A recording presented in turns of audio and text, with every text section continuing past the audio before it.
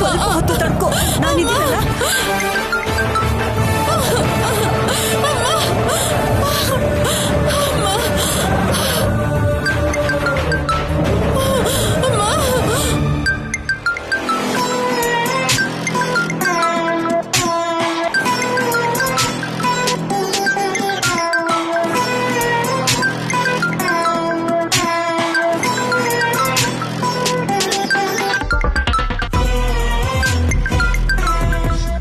ಇವರೇನು ಈ ಟೈಮಲ್ಲಿ ಫೋನ್ ಮಾಡ್ತಿದ್ದಾರೆ?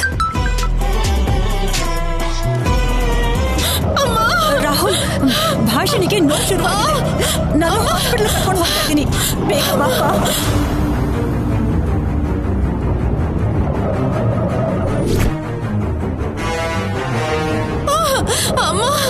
ಭಾಷಿಣಿ, ಸ್ವಲ್ಪ ತಗೊಂಡು ಬೇಗ ಹೋಗು.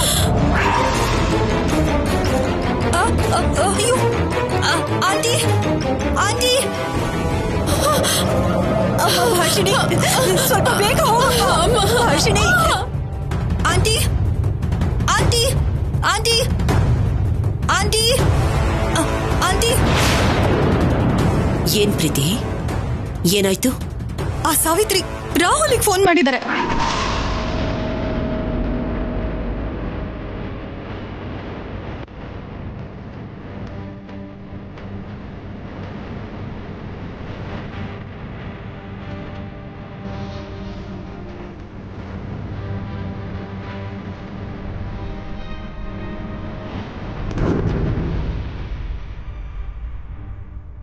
ಸಾವಿತ್ರಿ ರಾಹುಲ್ಗೆ ಯಾಕೆ ಫೋನ್ ಮಾಡಿದ್ಲು?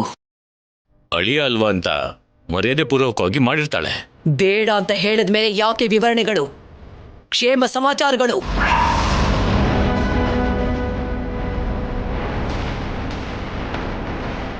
ಮಗಳು ನೋಡಿದ್ರೆ ಚೀ ಹೋಗು ಅಂತಿದ್ದಾಳೆ. ತಾಯಿ ಇನ್ಫಾರ್ಮೇಶನ್ ಪಾಸ್ ಮಾಡ್ತಿದ್ದಾರೆ. ಇವ್ರನ್ನ ನೋಡ್ತಾ ಇದ್ರೆ ಡೆಲಿವರಿ ಆಗ್ತಿದ್ದಾಗೆ ಮಗುನ ಕರ್ಕೊಂಡು ಡೈರೆಕ್ಟ್ ಆಗಿ ಬಂದು ನಿಮ್ದೇ ಜವಾಬ್ದಾರಿ ಅಂತ ಒಪ್ಸೋ ಹಾಗಿದ್ದಾರೆ ಮೇಡಮ್.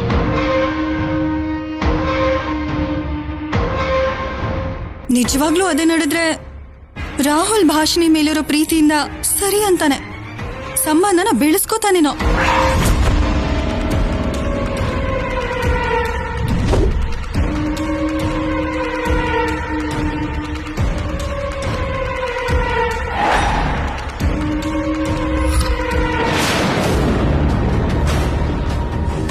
ಎಲ್ಲ ಸರಿ ಇದ್ದಾಗ ಇದೊಂದು ಬಾಕಿ ಇತ್ತು.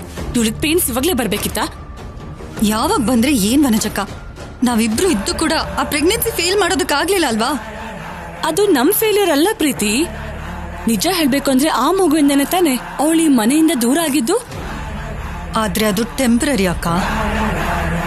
ಸರಸುಗ್ ಮಗು ಆಗ್ತಿದ್ದ ಹಾಗೆ ರಾಹುಲ್ ಬದ್ಲಾಗೋದು, ಅವಳನ್ ಮನೆಗ್ ಕರ್ಕೊಂಡ್ ಬರೋದು, ಆಂಟಿನ ಬದಲಾಯಿಸೋದು, ನಮ್ ಬದುಕಿನಲ್ಲಿ ಸಂತೋಷ ದೂರ ಆಗೋದು ಕಷ್ಟ ಏನೂ ಅಲ್ಲ. ನೋ ಪ್ರೀತಿ, ಹಾಗಾಗದೆ ಇರೋ ಹಾಗೆ ನೀನೇ ಪರ್ಮನೆಂಟ್ ಸೊಲ್ಯೂಷನ್ ಹೇಳು.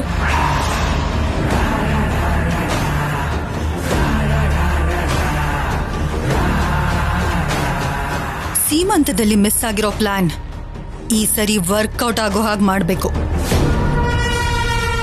ಹೊಟ್ಟೆಯಲ್ಲೇ ಇದ್ದು ಉಸಿರನ್ ಪಡೆದಿರೋ ಆ ಪ್ರಾಣ ಭೂಮಿ ಮೇಲೆ ಬರ್ತಿದ್ದಾಗೇನೆ ತೆಗಿಬೇಕು. ಮೊದಲನೇ ಅಳುನೇ ಕೊನೆ ಅಳು ಆಗ್ಬೇಕು.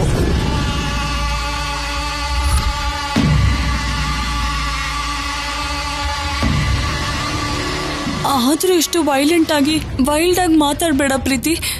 ಕೇಳಿಸ್ಕೊಳಕ್ಕೆ ನನಗೆ ಭಯ ಆಗ್ತಾ ಇದೆ. ಈ ಭಯದಲ್ಲೇನೆ ಸೀಮಂತದ ದಿನ ಪ್ಲಾನ್ನ ಪೂರ್ತಿ ನಾಶ ಮಾಡಿದ್ರಿ. ಅದಕ್ಕೆ ಇನ್ಮೇಲಿಂದ ನಿನ್ ಪ್ಲಾನ್ ಅಲ್ಲಿ ನಾನು ಪ್ರೇಕ್ಷಕರ ಪಾತ್ರ ವಹಿಸ್ತೇನೆ ಹೊರತು ಲೀಡ್ ರೋಲ್ ಮಾಡಲ್ಲ.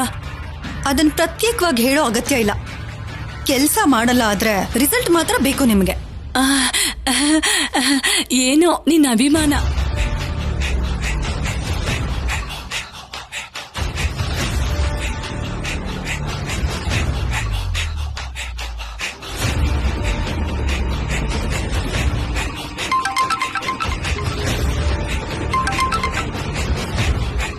ಹೇಳು ಪ್ರೀತಿ.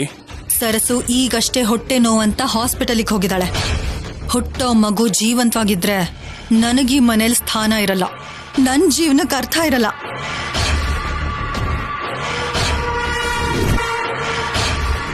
ಅರ್ಥ ಆಯ್ತು ಪ್ರೀತಿ.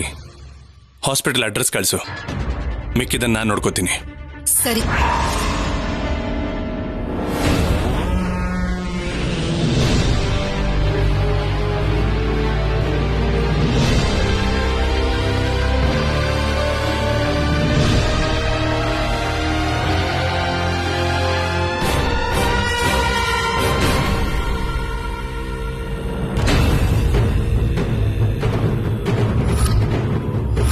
ಹಲೋ,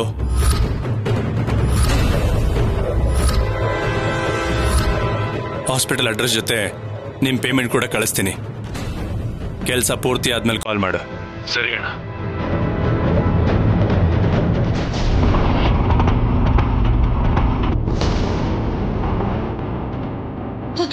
ಡಾಕ್ಟರ್ ಡಾಕ್ಟರ್ ಡಾಕ್ಟರ್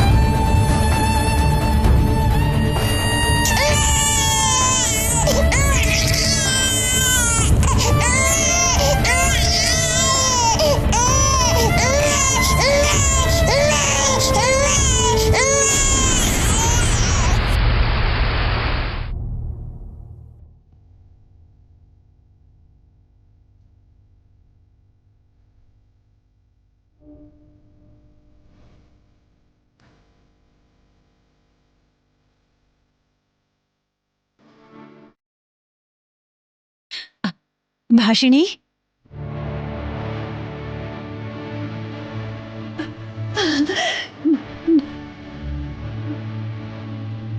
ನನ್ ಮುದ್ದು ಕಂದ.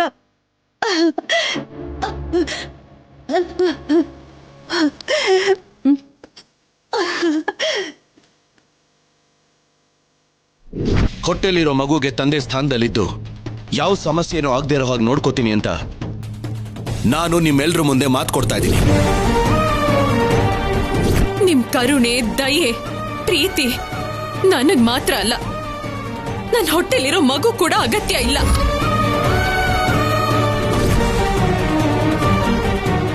ನನ್ ಮಗುನ ನಾನೊಬ್ಳೆ ಬೆಳೆಸ್ಕೋತೀನಿ.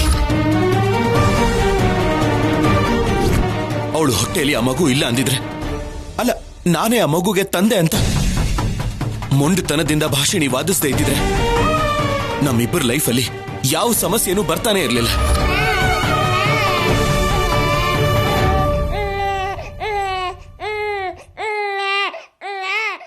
ನಿನ್ನ ಜೊತೆಗೆ ಈ 9 ತಿಂಗಳು ನಿನ್ನಮ್ಮ ಆಪದನೆ ಕೂಡ ಹೊತ್ತಿದ್ದಾಳಮ್ಮ. ನಿಜ, ನಾನು ನಂಬ್ತಿಲ್ಲ ಅಂತ ನಿಮ್ಮಪ್ಪನ ಮೇಲೆ ದ್ವೇಷನ ಬೆಳೆಸ್ಕೊಂಡಿದ್ದಾಳೆ. ನೀನ್ ಹುಟ್ಟಿದ್ಯಾ ಅನ್ನೋ ಸಂತೋಷಕ್ಕಿಂತ ನಿನ್ನ ಸುತ್ತ ಶುರುವಾಗೋ ಸಮಸ್ಯೆನ ನೆನೆಸ್ಕೊಂಡ್ರೇನೆ ಆಗೋ ನೋವು ಜಾಸ್ತಿ ಇದೆಯಮ್ಮ.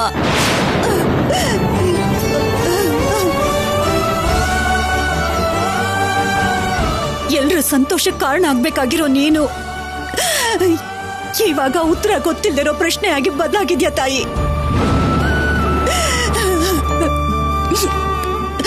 ಅಮ್ಮ, ಇದ್ರಲ್ಲಿ ನಿನ್ ತಪ್ಪೇನೂ ಇಲ್ಲ, ಎಲ್ಲ ನಮ್ಮ ಹಣೆ ಬರಹ.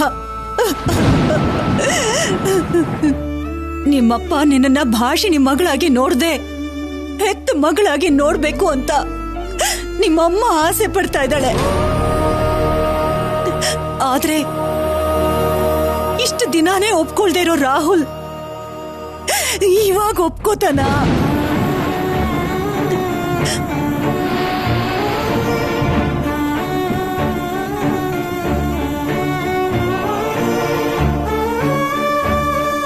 ಭಾಷಿಣಿನ ತನ್ನ ಪ್ರಾಣಕ್ಕಿಂತ ಹೆಚ್ಚಾಗಿ ನೋಡ್ಕೋತಾನೆ ಹೊರತು ಈ ಮಗುಗೆ ಹೆತ್ತ ಪ್ರೀತಿನ ಹಂಚೋದಕ್ಕಾಗತ್ತ?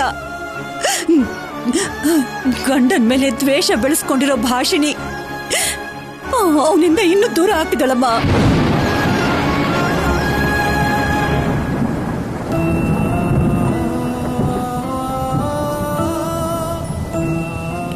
ಏನ್ ಮಾಡ್ಬೇಕು?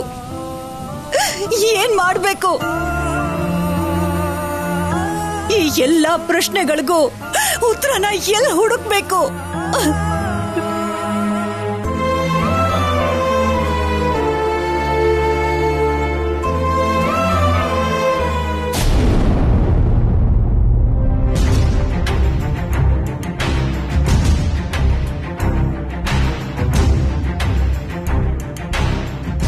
ಸಂಧ್ಯಾ ಯಾಕೆ ಫೋನ್ ಮಾಡ್ತಿದ್ದಾಳೆ?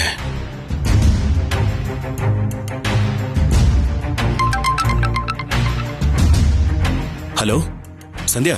ಹಲೋ ಬಾವಾ, ಎಲ್ಲಿದ್ದೀರಾ? ನಾನ್ ನಮ್ಮನೇಲಿದ್ದೀನಿ. ಮನೆಲ್ಲ ಇನ್ನೂ ಹಾಸ್ಪಿಟಲ್ಗೆ ಹೋಗಿಲ್ವಾ? ಹಾಸ್ಪಿಟ್ಲಿಗೆ ಯಾಕೆ? ಅಕ್ಕನ್ಗೆ ನೋವು ಶುರುವಾಗಿದೆ, ಅಮ್ಮ ಕರ್ಕೊಂಡು ಹೋಗಿದ್ದಾಳೆ. ಆಂಟಿಗೆ ನನಗೆ ಫೋನ್ ಮಾಡಿ ಅಂತ ಹೇಳಿದ್ದೆ, ಯಾಕೆ ಕಾಲ್ ಮಾಡ್ಲಿಲ್ಲ? ಏನೋ ಬಾವಾ, ನನಗೆ ಗೊತ್ತಿಲ್ಲ. ನಮ್ಮಮ್ಮನ ನಂಬರ್ಗೆ ಎಷ್ಟು ಸಲ ಕಾಲ್ ಮಾಡಿದ್ರು ರಿಸೀವ್ ಮಾಡ್ತಿಲ್ಲ. ನೀವ್ ಹಾಸ್ಪಿಟಲ್ ಇದ್ದೀರೇನೋ ಅಂತ ನಿಮಗ್ ಕಾಲ್ ಮಾಡಿದೆ. ಸರಿ ಸಂಧ್ಯಾ, ನಾನು ಈಗ್ಲೇ ಹೋಗ್ತೀನಿ. ಹಾ ಸರಿ.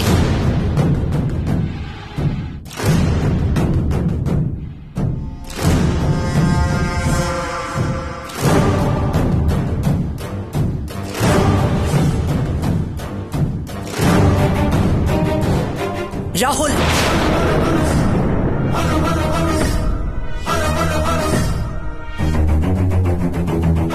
ಎಲ್ಲಿಗೆ ಹೋಗ್ತಾ ಇದೀಯಾ? ಭಾಷಿಣಿಗೆ ಪೇನ್ ಸ್ಟಾರ್ಟ್ ಆಗಿದೆಯಂತೆ ಮೇಡಮ್, ನಾನು ಹಾಸ್ಪಿಟ್ಲಿಗೆ ಹೋಗ್ತಾ ಇದ್ದೀನಿ. ನೀನ್ ಹೋಗೋ ಅವಶ್ಯಕತೆ ಇಲ್ಲ. ಭಾಷಿಣಿ ಕುತ್ತಿಗೆಗೆ ನಾನು ತಾಳಿ ಕಟ್ಟಿದ್ದೀನಲ್ವಾ ಮೇಡಮ್, ಈ ಟೈಮಲ್ಲಿ ನಾನು ಅವಳು ಪಕ್ಕದಲ್ಲಿರೋದು ನನ್ನ ಜವಾಬ್ದಾರಿ, ನಾನು ಹೋಗ್ಬೇಕು. ರಾಹುಲ್, ರಾಹುಲ್, ರಾಹುಲ್!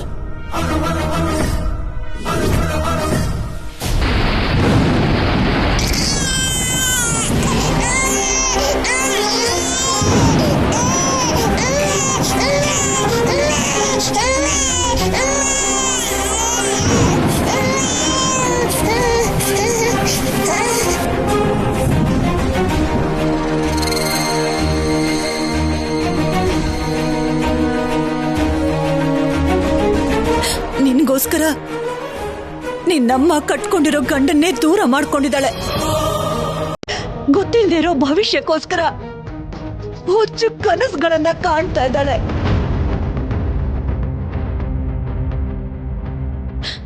ಹೆತ್ತ ಮಗುಗೋಸ್ಕರ ನಿನ್ನಮ್ಮ ಯೋಚನೆ ಮಾಡಿದ್ರೆ ತಾಯಿಯಾಗಿ ನಾನು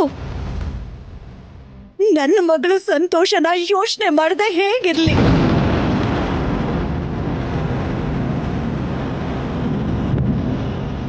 ನಿನ್ನಿಂದ ನಿನ್ನ ಅಪ್ಪ ಅಮ್ಮ ದೂರ ಆಗ್ಬಾರ್ದು ಅಂದ್ರೆ ನೀನ್ ದೂರ ಆಗ್ಬೇಕು.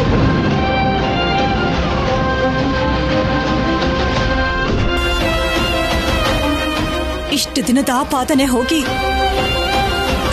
ಅವ್ರ ಮಧ್ಯೆ ಪ್ರೀತಿ ಹುಟ್ಟಬೇಕು ಅಂದ್ರೆ ನೀನು ಮಾಯ ಆಗ್ಬೇಕು.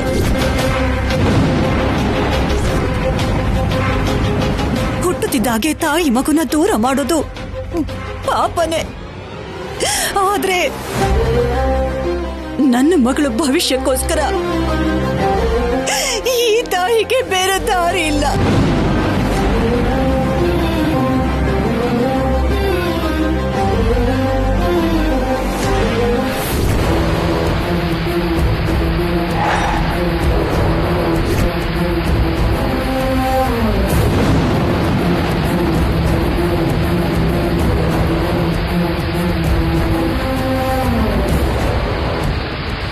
ಬಂಡ್ರೋ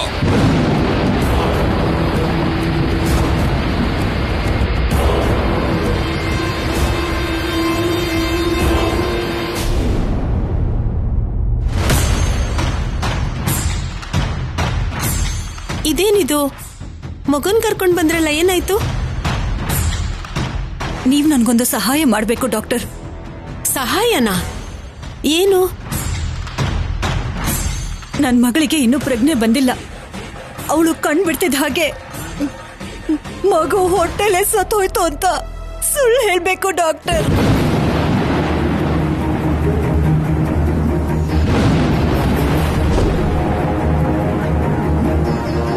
ಏನ್ ನೀವು ಮಾತಾಡ್ತಾ ಇರೋದು?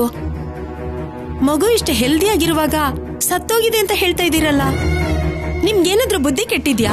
ನನ್ನ ಮಗಳು ವಾಗ್ದೇವಿ ಅವ್ರ ಚಿಕ್ಕ ಸೊಸೆ. ಏನು? ವಾಗ್ದೇವಿ ಅವರು ಚಿಕ್ಕ ಸೊಸೆನಾ? ಅವ್ರ ಫ್ಯಾಮಿಲಿಯವರಾಗಿ ಸುಳ್ಳು ಹೇಳೋದಂದ್ರೆ ಏನು?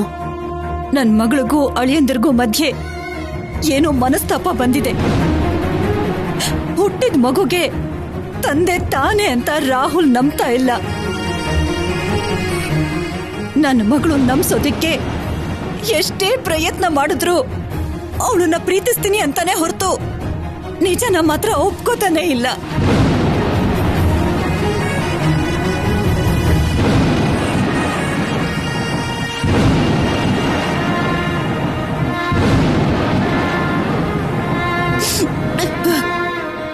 ಈ ಮಗು ಅವ್ರ ಮಧ್ಯ ಇದ್ರೆ ಪ್ರೀತಿಗೆ ಅಡ್ಡವಾಗಿರುತ್ತೆ ಹೊರತು ವಾರಸ್ದಾರ ಆಗಿರೋದಿಲ್ಲ ಡಾಕ್ಟರ್. ನೀವೇನ್ ಯೋಚನೆ ಮಾಡ್ತಿದ್ದೀರೋ ನಂಗೆ ಅರ್ಥ ಆಗ್ತಾ ಇಲ್ಲ. ಒಂದ್ ಮಗುಗೆ ತಾಯಿಯಾಗಿ ಯಾಕೆ ಪಾಪ ಮಾಡೋದು? ತಾಯಿ ಆಗಿರೋದಕ್ಕೆ ಡಾಕ್ಟರ್, ಮಗಳ ಮೇಲಿರೋ ಸ್ವಾರ್ಥಕ್ಕೆ ಹೀಗೆಲ್ಲ ಮಾಡ್ತಾ ಇದ್ದೀನಿ. ಈ ಮಗುನ ಸ್ವಲ್ಪ ದಿನ ಮಾತ್ರ ದೂರ ಇಡ್ತೀನಿ ಡಾಕ್ಟರ್. ನನ್ನ ಮಗಳು ಅಳಿಯಂದ್ರ ಮಧ್ಯೆ ಎಲ್ಲ ಸರಿ ಹೋದ್ಮೇಲೆ ಈ ಮಗು ಬಗ್ಗೆ ನಿಜ ಹೇಳಿ ಮಾಡಿರೋ ತಪ್ಪಿಗೆ ಅವ್ರ ಕಾಲಿಗೆ ಬಿದ್ದಾದ್ರೂ ಕ್ಷಮೆ ಕೇಳ್ತೀನಿ. ಇಲ್ಲ ರೀ, ಇದು ಕರೆಕ್ಟ್ ಅಲ್ಲ. ಹಾಗೆ ಹೇಳ್ಬೇಡಿ ಡಾಕ್ಟರ್. ಈಗ ನೀವು ಹೇಳೋ ಸುಳ್ಳಿಂದಾಗಿ ನನ್ನ ಮಗಳ ಜೀವನ ಮತ್ತೆ ಸರಿ ಹೋಗುತ್ತೆ. ಇಲ್ಲ ಅಂತಂದ್ರೆ ಅವರಿಬ್ರು ಸಂಬಂಧ ದೂರ ಆಗೋಗುತ್ತೆ. ನನ್ನ ಮಗಳು ಶಾಶ್ವತವಾಗಿ ಹುಟ್ಟಿದ ಮನೇಲೆ ಇದ್ಬಿಡ್ತಾಳೆ. ಕಣ್ಣೀರಲ್ಲೇ ಬದುಕ್ಬೇಕಾಗತ್ತೆ. ಅದನ್ನ ನೋಡಿ ನನ್ನ ಗಂಡನ ಹೃದಯ ಒಡೆದು ಹೋಗತ್ತೆ. ನಮ್ ಕುಟುಂಬ ಪೂರ್ತಿ ಶವವಾಗಿ ಬದುಕಿರ್ಬೇಕಾಗತ್ತೆ. ಇಷ್ಟು ಸಮಸ್ಯೆಗಳಿಂದ ಕಾಪಾಡೋದಕ್ಕಿರೋ ದಾರಿ ನೀವ್ ಹೇಳೋ ಸುಳ್ಳಿಂದ ಡಾಕ್ಟರ್. ಇವತ್ತು ಮಗುನ ತಾಯಿಯಿಂದ ದೂರ ಮಾಡ್ತಾರೋ ನಾನೇ. ಕೆಲವು ದಿನಗಳ ನಂತರ ನಾನೇ ಅವ್ರನ್ನ ಹತ್ರ ಮಾಡ್ತೀನಿ. ತಂದೆ ತಾಯಿ ಪ್ರೀತಿಯಿಂದ ದೂರ ಆಗ್ತಿರೋ ಹಾಗೆ ನೋಡ್ಕೋತೀನಿ. ದಯವಿಟ್ಟು ಸಹಾಯ ಮಾಡಿ ಡಾಕ್ಟರ್. ನಿಮ್ ಕಾಲು ಹಿಡ್ಕೋತೀನಿ ಡಾಕ್ಟರ್.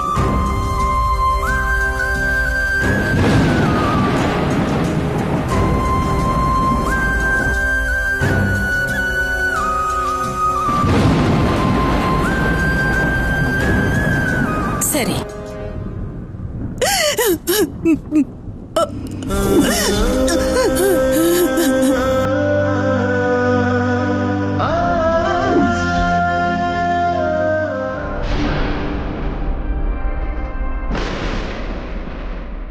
ಇಲ್ಲಿ ಯಾವ ಮಗುನು ಇಲ್ವಲ್ರೋ?